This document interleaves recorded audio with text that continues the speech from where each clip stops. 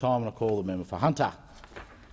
Thank you, Mr Deputy Speaker. I apologise to the House. I got a little bit excited there, jumped the gun, but I was concerned I was going to lose the minister as my audience, and I think him.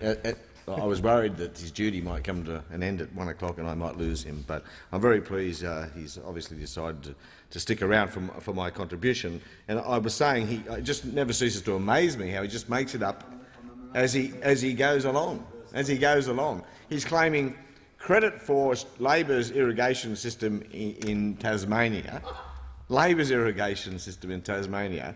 He's claiming credit for every commodity price which has gone north, without any attempt to explain what role he played or how he achieved this magnificent outcome. But what he doesn't do, Mr Deputy Speaker, is talk about the commodity prices that have gone south. So it seems whenever prices go up, the minister is an innovator, and we know the member for Chifley knows a lot about innovation. So when they go up, the minister takes credit, but when they go down, it's someone else's fault, or indeed he just doesn't mention them at all. And what a wonderful thing it is to have the member for Murray in the chamber, because she was so outstanding in her defence and support for SPC in her electorate, an issue, of course, the minister had no interest in by self-declaration. In fact, wiped his hands of it, and I think he said it was a problem for the Liberal Party, was the sort of paraphrasing him, were the form of words he used. The Liberal Party is a problem. It may have been. But it is disappointing, Mr Deputy Speaker, despite my best efforts to take a bipartisan approach to agriculture and to take it out of that short 3-year political cycle, that the minister doesn't make a greater effort on that front. Now, where is the white paper, Minister? I mean, really, we've now been 2 years without an agriculture policy in this country. 2 years without an agriculture policy. That's an outstanding achievement. And all those out there in those commodity sectors you were talking about just want to know when they'll get a policy. And I've said in this place many times, Minister, if you produce a high-level strategic document which provides leadership for the sector and gives them the support they need in a range of areas, I'll be the first to jump to my feet and welcome it and congratulate you on it. I make that commitment. But I fear, Minister, I won't have that opportunity. I fear that I won't. Are you going to announce it today?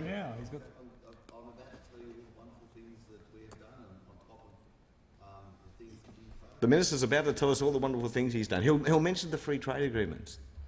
Minister Rob's portfolio, free trade agreements. And the minister knows that those agreements, again, were Labor initiatives begun by a Labor government. Yes, they weren't complete by the time we left office. No, you didn't put a house. You were very quick. You were very quick, Minister, to finish them off. Very quick to finish them off. Labor Party was being very careful about the free trade agreements because they aren't all one way. And the minister forgets to remind people that free trade agreements imply benefits for both countries, reciprocal agreements. But they do come with their warts, and there are issues to be properly considered, investor-state dispute mechanisms. I thought the minister might have an interest in investor-state, given his attitude to Chinese investment in this country. Labour market agreements, I thought, might be an area in which the minister might have an interest. I've had the great fortune to travel the world and see the Chinese build all sorts of facilities in the Pacific and Africa. I was in Ghana, where they built the Defence Department, outstanding building. But of course they brought all their own labour and materials. I don't know that we want that here in Australia. I think that when we attract foreign investment to Australia, we like to think it creates local jobs at the labour standard rates that we expect as a wealthy nation. Yep. Now, I would have thought there are things the minister would be concerned about. But anyway, his minister rushed in and signed it, and that's fine. We welcome the free trade agreements. But I think that the minister's enthusiasm of all their aspects might wane just a little as we get down the track. We shall see.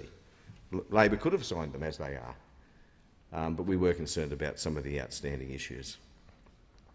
The minister talks about Labor's food plan. Happen to have it with me. I carry it with me. It's a high-quality document. It is a high-quality document. It sets out a strategic. It's an assessment of the sector. It's an assessment of its future. It identifies both the opportunities and the challenges. More importantly, it sets goals, Minister, and sets in place a 5-year rolling program so that those goals can be updated as circumstances change. Now, the minister judges it on the basis of $30 million. Oh, it's only $30 million. White papers, Minister, or strategic plans aren't about money. The money comes in separate line items, out of the Minister for Infrastructure's budget, for example. You've got to understand, Minister, white papers in agriculture shouldn't be a wish list of spending promises. It's not what it's about. I know your plan, Minister. You'll produce a white paper which promises the world dams here and there, bridges, ports, roads. I don't know what you're going to have in there. But you know as well as me, Minister, that you have no hope of even commencing those projects prior to the next election, let alone completing them and therefore funding them. I think I'm on to you, Minister. You'll produce this document, the one best described as by one of your colleagues anonymously as a document full of every crackpot idea of the last 20 years. But you'll produce the wish list, the spending list, but you'll never spend it, Minister. And you know you'll never spend it. But I give you the benefit of the doubt. If you produce a strategic paper which sets out real goals and objectives and a pathway to achieving those objectives, I'll be the first to acknowledge it. I just want to know when the date is, though, Minister. Is it July? Did you say it's July 4? You did say the Northern Australia white paper was imminent, but you weren't prepared to say that of the agriculture white paper. So I can only assume, Mr Deputy Speaker, that the agriculture white paper is not imminent. I think that would be a fair conclusion to come to. So the only problem we have then is what is the minister's definition of imminent? Well, if you go to the Oxford Dictionary, I think you come to the conclusion it means pretty soon, if not in the next minute, sometime soon after. But it's for the minister maybe to explain when he gets back to his feet. If he's not prepared to give me the date for the white paper release, 20 months into government, it was supposed to be out before Christmas, of course, he might at least be able to give me the definition of imminent. Then I'll know when the Northern Australia white paper is coming and therefore where maybe, how far behind that the agriculture white paper will be.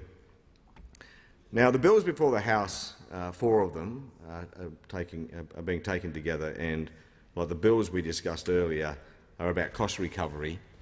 In this case, in the last case for exports, and in this case for imports. In other words, for those who might be listening, we have processes within the Department of Agriculture which ensure that food coming into the country meets the standards our community justifiably and rightly demands. And obviously, those food inspection services, etc., come at a cost, and we pass those costs on to the importer. And this bill aligns some of those administrative charges with the more broad charges imposed by government elsewhere.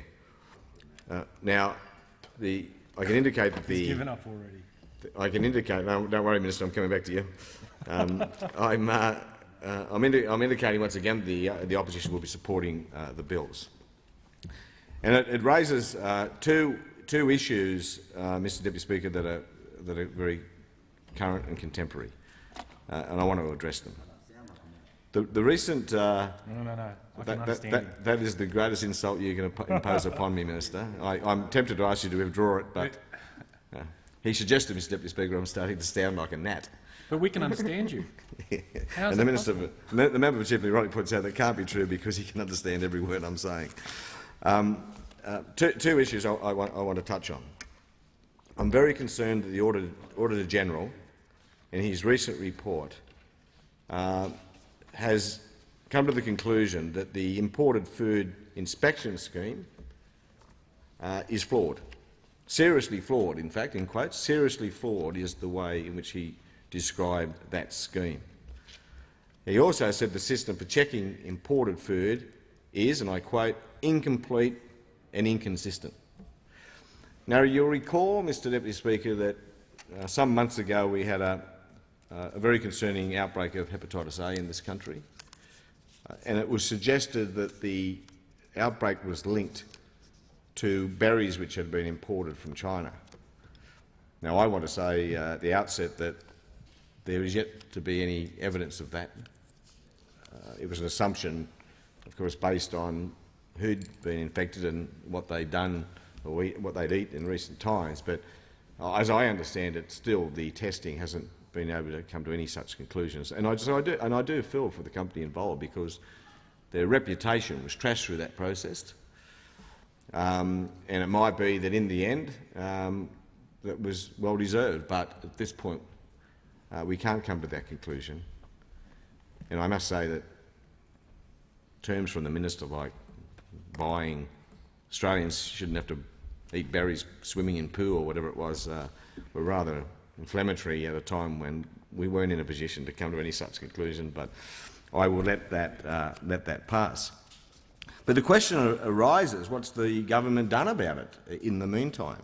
So the government's first response, Mr Deputy Speaker, was to switch the conversation straight onto country of origin labelling, a very important subject, because we all know in this place that our country of origin labelling system fails consumers. It's just too confusing, too vague, too opaque. People don't really— the Made in Australia term, for example, can mean many things to many different people, and we do need to reform country of origin labelling in this country. I might say, though, Mr Deputy Speaker, it's a complex area, and I'm on the House committee which held an inquiry into the matter.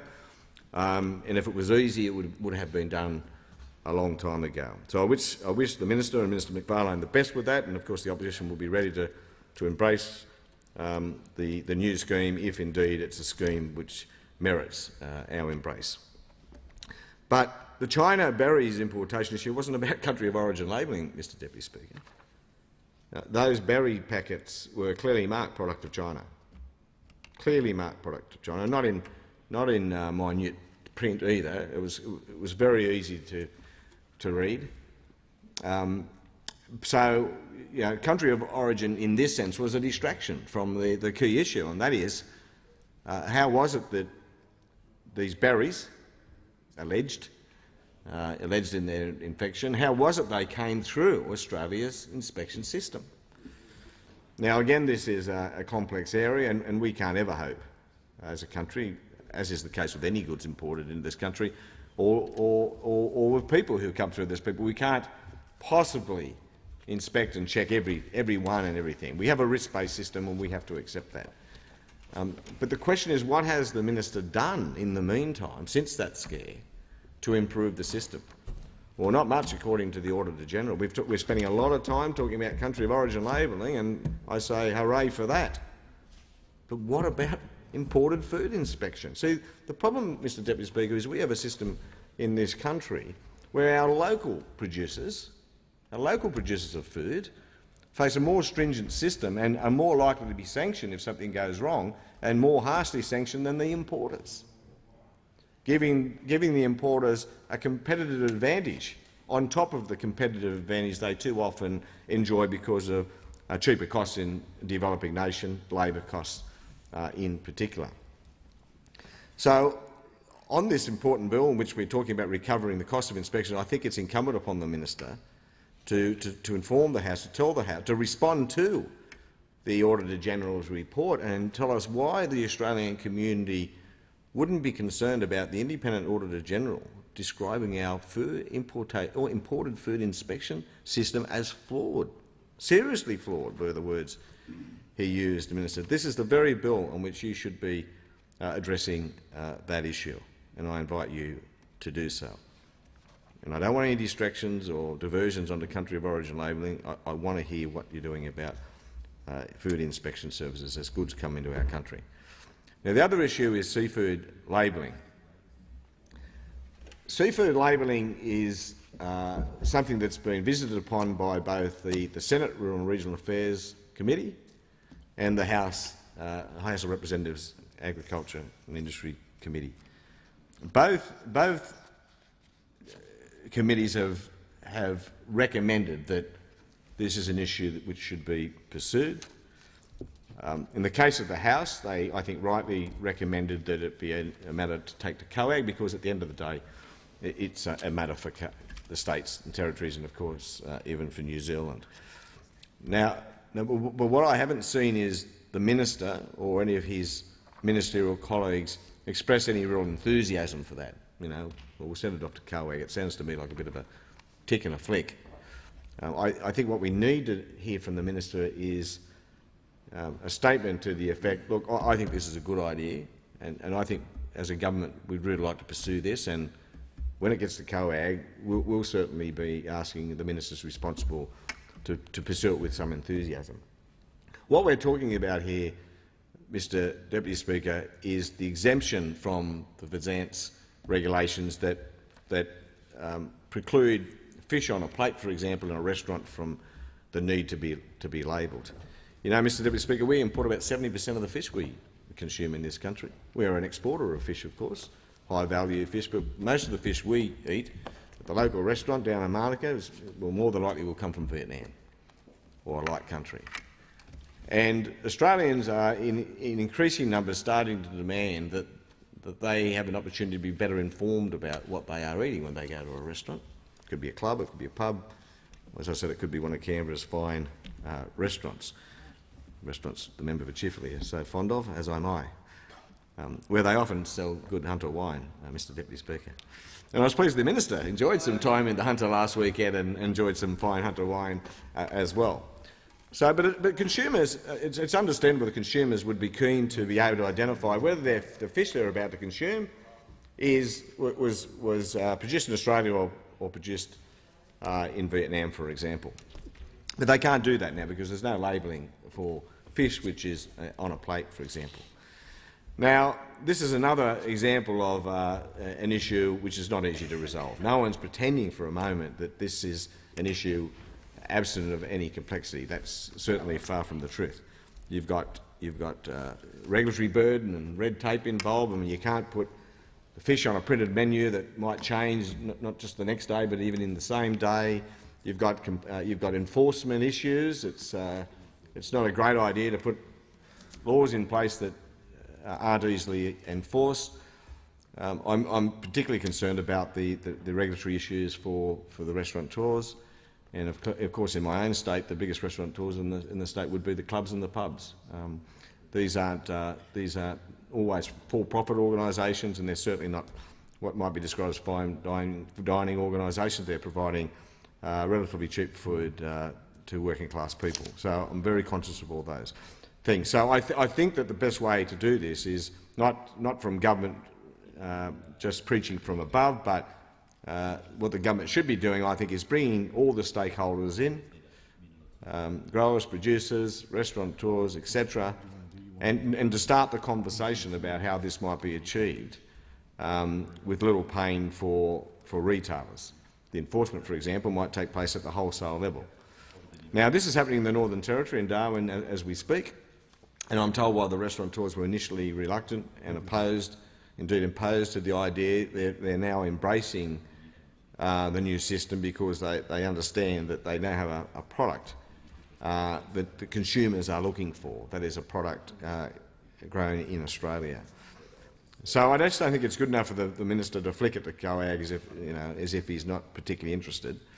I would urge him to maybe have a round table with all the stakeholders, not just the retailers, but the wholesalers, the fishermen, and all those involved in the industry, to see why we can't, as smart people in this 21st century, provide consumers with the opportunity to be more fully aware of what the source of the fish they're consuming.